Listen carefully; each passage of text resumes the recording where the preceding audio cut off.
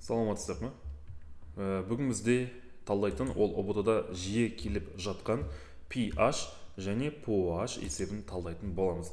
Есеп түсінікті болу үшін айтылған кез келген мәліметті мұқият және жазып алайық. Ал ендеше бастайық. Ең алдымен pH және pOH есебіндегі негізгі заңдылыққа тоқталып шығайын. Ең алғашқы заңдылық ол не дейді? pH-тың мәнін табуым қажет. Яғни pH ол қаншаға тең деп келіп жатады. pH ол 10-ның минус 7 мәніне тең. Бұны жаттап аламыз, бұл бізде қағида, яғни заңдылық. Екінші заңдылығымыз ал pOH қаншаға тең деп келіп жатады. pOH ол 10-ның минус 7 мәніне тең. Яғни екеуі де pH және pOH-та екеуі де 10-ның минус 7 мәніне тең екен. Үшінші, бізде келуі мүмкін былай. Яғни pH пен pOH-тың мәні, яғни екеуінің қосындысы қаншаға тең деуі мүмкін. Бұл кезде жауап ол 10-ның 7-ге 7-ның қоссақ қанша болады? Минус 14 мәніне тең болады екен. Немесе жай ғана былай жасауға болады. pH пен pOH екеуінің қосындысы жай ғана 14-ке тең болады деп былай жаза салуға болады. Бұл үшінші қағида екен. Келесі қағида, төртінші заңдылық, pH-ті немесе pOH-ты табу үшін тең дейміз, кез келген мән минус таңбамен басталады. Одан кейін лог деген таңба. Лог деген не екенін білеміз ғой. Лог деген ол математикадағы логарифм. Одан кейін мына жақтағы pH немесе pOH-тың мәнін енгізетін боламыз. Және бұл pH-қа да және pOH-қа да қатысты заңдылық. Яғни pOH-тен минус логтың pOH мәні. Яғни есе сақтау қажетті мәлімет ол біздегі мән минуспен басталады екен. Бесінші қағиданы айта кетейін. Бесінші қағиданы мен бөлек түспен жазып алайын. Мен қазір айтып жатқан заңдылығым түсініксіздеу болуы мүмкін. Бұны пока паузаға қойып жазып алайық. Одан кейін есеп талдап жатқан кезде бұны өте жақсы түсінетін боламыз. Мен оған сенімдімін. Бесінші заңдылық ол былай дейді. Мысалы, маған азот қышқылы белгілі. Маған мысалы азот қышқылын жазып қойғанда, осы азот қышқылының ішінен pH-ті таба аламын ба, әлде pOH мәнін таба аламын ба, осыны анықтауым қажет. Қалай ойлайсыңдар? pH-ті таба аламыз ба, әлде pOH-ті таба аламыз ба азот қышқылынан? Жауап pH-ті таба аламыз. Неге pH? Себебі pH-та мінекей H деген таңба ол сутек. Яғни pH-ті табу үшін бізге белгілі затта сутек болу қажет. Ал pOH-ті таба алмаймын, себебі бұл жақта мінекей OH мәні жоқ қой. Түсінікті ғой, қайталап айтамын. pH мәнін табу үшін, яқта H деген таңба белгілі болғандықтан кейін, біз табатын затта сутек элементі болу қажет. Алтыншы заңдылық. Ал калий OH-тан мен pH-ті таба аламын ба, әлде pOH-ті таба аламын ба? Жауап pOH-ті таба аламын. Не себептен? Себебі мінекей OH біз табатын затта OH болу қажет екен. Түсінікті ой? Түсінікті деген ойдамын. Жетінші заңдылықты бөлек түспен жаза кетейін. Жетінші заңдылық былай дейді. Оны меқа жазып қойық. Жетінші заңдылық pH пен pOH-ты табу үшін мен ең алдымен нені табуым қажет? С. С дегеніміздің төбесіне жазып қойын, осы астына жазып қойын. С дегеніміз ол не? С деген ол есептегі мән немесе не деп атауға болады? Концентрация деп атауға болады. Концентрация. Оны қалай табады? С тең ню бөлінген В. С тең ню бөлінген В. Бұны үш жағдайда ықшамдауға үш жағдайда ықшамдауға болады. Ол нюді табу үшін С мен В-ны көбейтемін, немесе В-ны табу үшін нюді С-ға бөлемін. Осы жеті заңдылықтың көмегімен біз pH пен pOH-ты өте оңай есептеп аламыз. Қайталап шығайын. Ең алғашқы заңдылық pH ол 10-ның минус 7-сіне тең. pOH-та сондай. Екеуінің қосындысы 14 болады. pH пен pOH-ты табу үшін логпен есептеймін. pH-ті табу үшін H болу қажет. pOH-ты табу үшін OH болу қажет. Және pH пен pOH-ты табу үшін ең алдымен С, яғни концентрация мәні қажет. Ал оны үшке де сипаттай аламын. С тең ню бөлінген В, ню тең С көбейтілген В, В тең ню бөлінген С. Неге бұл жетінші заңдылық. Енді видеоны паузаға қойып, заңдылықты жазып алайық. Мен дальше есепке жеке-жеке тоқталатын боламын. ең алғашқы есебіміз. Бұл жақта бізде айтады, тұз қышқылының шамасы белгілі. Маған бұл тұз қышқылының ішінде pH мәнін тап деген. Мінекей, мына жақтан 0,1 деген, ол моль литр деген неге тең? Бұл бізде С есепте, С деген сөз. Ал С деген жаңа не дедім, ол заттың концентрациясы. Демек, оны табудың қажеті жоқ, бұл есептің өзінде белгілі, мен жай ғана есептей саламын. Ал ең алдымен былай жасаймын, тұз қышқылын аламын да диссоциациялаймын. Ол кезде ол не деген сөз? Катион мен анионға бөлу. Мына жақта шығады сутектің катионы плюс қасындағы бейметалл анионы шығады. Мінекей. Ендігі мәселе, мына жақта тұз қышқылының мәнін жаза кетемін мен үстіне. Маған pH-ты тап деген ғой. pH деген ол есептегі H. Демек, тұз қышқылы қанша болса, сутектің мәні де соған тең деген сөз болды. Енді бағанағы мына жақта айтқан 4-ші заңдылықты қолданам. Бұл жақта не дейді?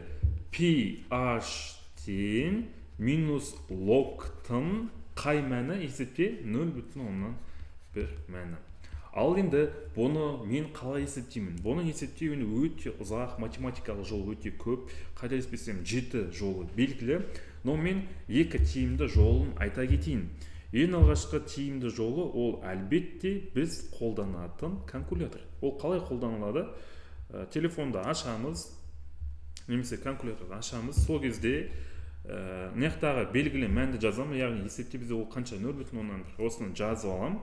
Сөйтіп жай ғана шеткі жағында лог деген таңба болады, сол логқа қоям.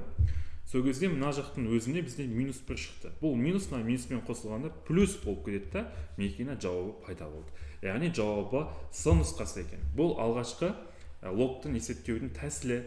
Екінші тәсілін мен қызыл түспен жаза кетейін, ол былай болады. Екінші тәсіл ол мысалға 0,001 болатын болса, бұның лог мәні қанша дейтін болса, бұл 3-ке тең болады. Оны қалай анықтадым? Санның алдында қанша 0 болса, ол сол мәнге тиесілі деген заңдылықта белгілі. Мысалы 0,01 болатын болса, бұның логы қанша болады? Бұл бізде 2 болады. Себебі бұда 2,0 белгілі.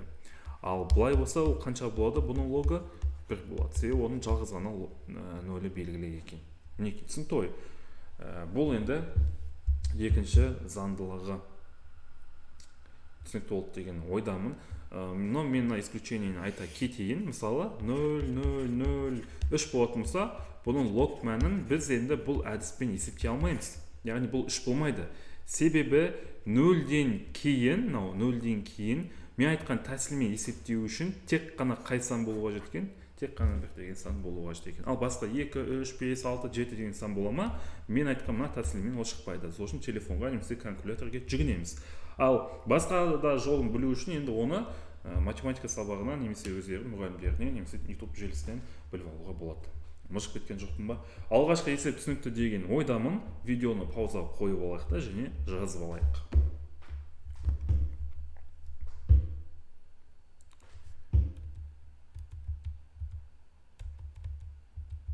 Ал ендеше екінші есеп.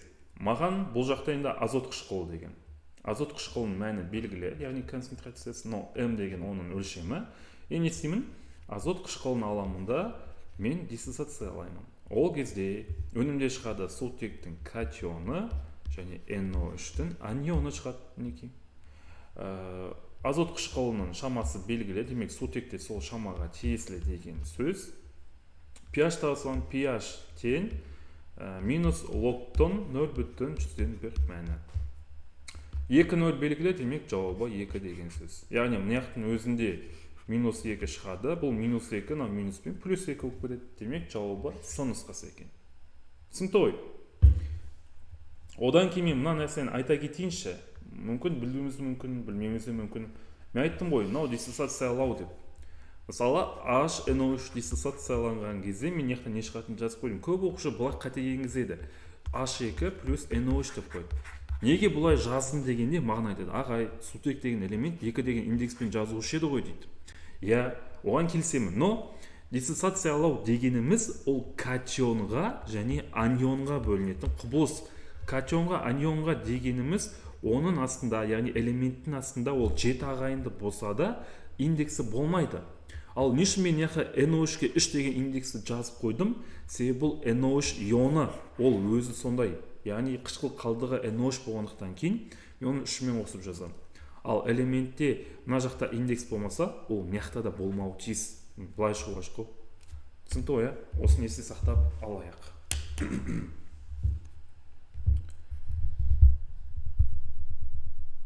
Енді үшінші есеп. Ал енді есепте не белгілі екендігін жаза кетейін. Менде есепте бұл жақта қышқылдың массасы белгілі екен. H2SO4-тің массасы белгілі. Және көлем белгілі екен. Оны да жаза қойайын. Маған не тап деген? Бұл жақта байқасақ мінекей pH-ты да тап деген, және pOH-ты да тап деген. Табу қажет pH-ты және pOH мәнін. Бұл екеуіне табу қажет қой. Ал хотя бізде H2SO4 белгілі, мен бұның ішінен pH-ты таба аламын ба, әлде pOH-ты таба аламын ба? Жауап, pH-ты таба аламын. Неге? Себебі pH-та мен сутек болғандықтан кейін H, ол табу қажет затта да сол H деген элемент болу қажет. Түсінікті ғой? Ал бастайық. Мен енді бұл жақта мына заңдылықты енгіземін. pH пен pOH табу үшін ең алдымен мен не табуым қажет? Концентрация табуым қажет. Алғашқы екі есепте ол болды. Ол мән есептің өзінде болды. Ал үшінші есепте ол жоқ екен. Мен оны өзім есептеймін. Ал оны қалай табатынын мен айттым жаңа. С тең ню бөлінген В дедім.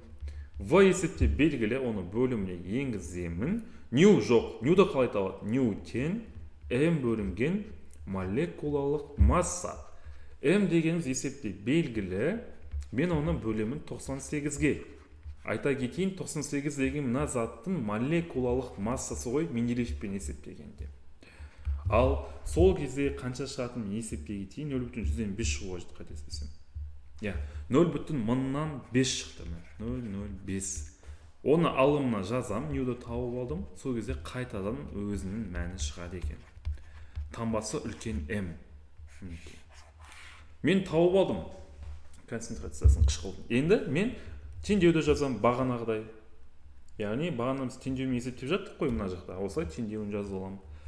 Қышқыл H2SO4 бөлінген, яғни диссоциациялаймын. Сол кезінде сутектің катионы мен сульфаттың анионы шығады. Теңесу үшін сутек неқті екеу болғандықтан кейін өнімге екеу қоямын. Біз қышқылдың шамасын тауып алдық, үстіне жазам 0,005. Демек, сутекте сол мәнге тиесілі, тек өзгешелігі сутектің алдындағы 2 шамаға көбейтіліп жазылады ғой. Түсінікті ма? Демек, көбейтсек қанша болады бұны? 0,05-те 2 көбейтсем 0,100-ден 1 болады екен. Вот pH есептеймін енді. pH тең минустың лог мәні. Қанша 0 белгілі? 2 0 белгілі. Демек, ол 2-ге тең деген. 2 деген ол pH мінекей. Ал енді pOH-ты табу үшін не істеймін? pOH пен pH екеуін қосындысын бағана айтып едім ғой, общий қаншаға тең дедім? 14-ге тең дедім. Демек, азайта салам ғой. 14-тен азайтамын 2-нің үстінде. Бұл 12 болады. Демек, жауабы 2 мен 12. А нұсқасы және Д нұсқасы екен. Көп жауаптылық плюс 2 балл. Есеп түсінікті болды деген ойдан. Енді бұл жақта мен мына нәрсені айта кетейін.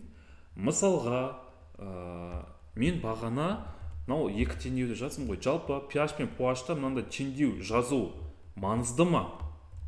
Маңызды ма? Алғашқы екі есепте маңыздылығы жоқ секілді, байқасақ үшінші есепте маңыздылығы байқалды. Неге? Себебі теңдеуді жазудың көмегімен мен екі жақты теңестірсем, сутектің алдындағы коэффициент шамаға көбейтіліп кетеді. Сол үшін теңдеуді жазу өте маңызды. Есеп, яғни видеоны паузаға қойып жазып алайық.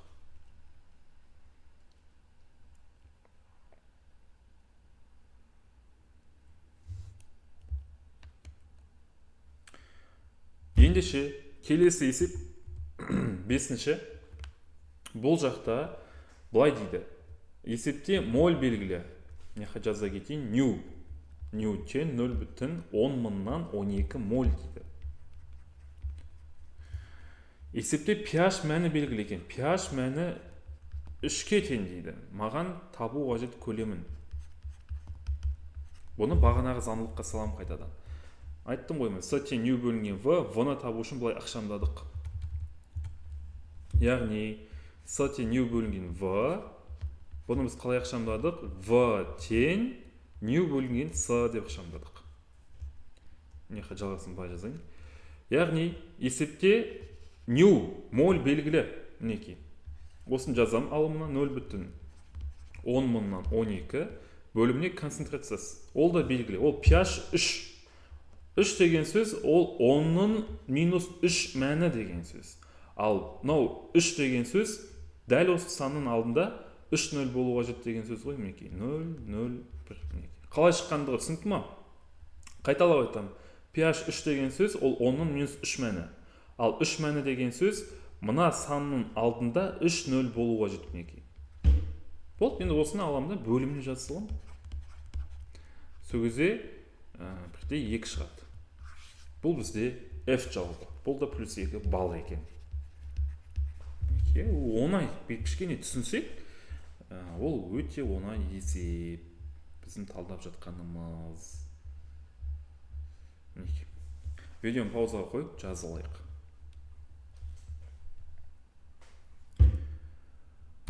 Алтыншы есепте қайтадан pH белгілі, pH 3-ке тең дейді. Мен ол ықшамдап жазып кетейін. 3 деген ол не? 10-ның минус 3 мәні.